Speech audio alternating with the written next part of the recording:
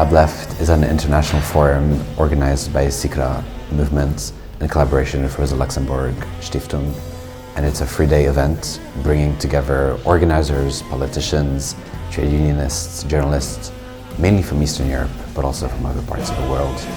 And we're gathered here to discuss important issues and to learn from each other.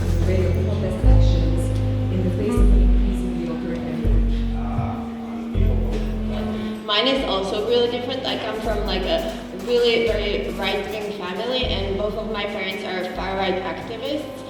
So I was.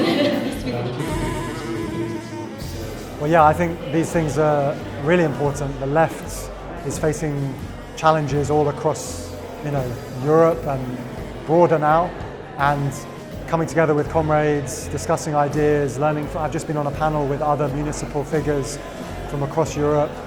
I can't think of a more important time to build connections, build networks, share strategies, and have solidarity with each other, given the crises that we face.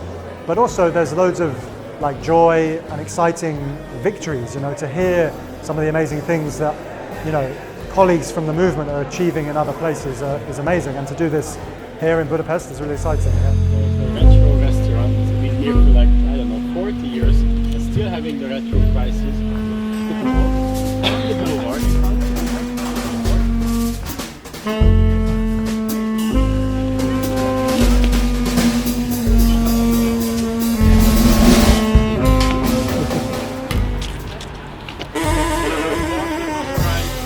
Very clever to have people in the same panel who don't agree on things, and we could see the kind of struggle of a politician speaking to a grassroots movement leader and them not agreeing on how to go about things, and I think that these are important discussions to have.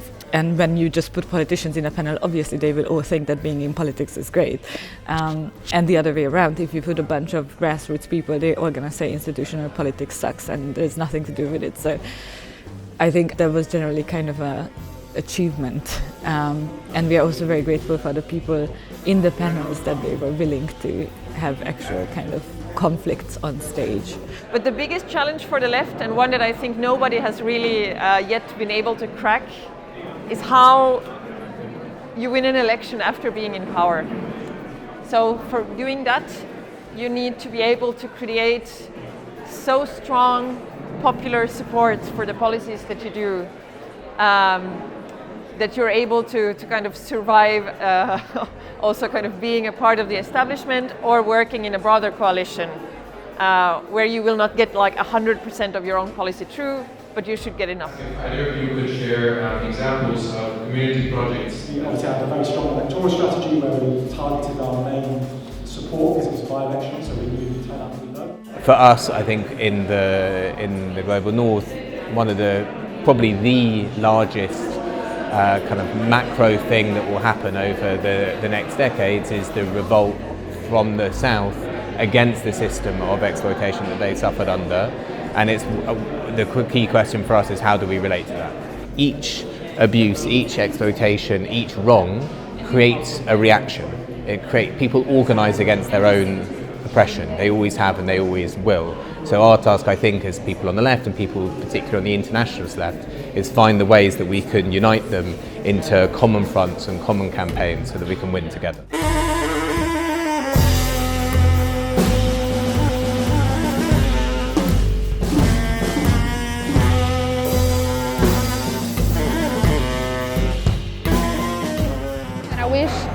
All of us could learn from the mistakes that the left is right now doing, and one of the things that I think that we're doing is that we actually preach and we talk a lot and we do not listen, and we need to do active listening. And I think that the far right, one of the reasons why they're winning is because they're actively listening to the real issues of the people.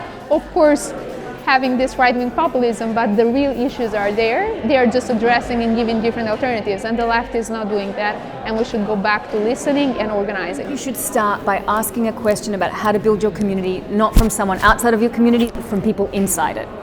And from everyone and anyone inside your own community. People you like, people you don't like, people you agree with, people you don't agree with. Ask them what they want. Ask them what they want and be ready to hear that it's something different to what you want. And see what you can do.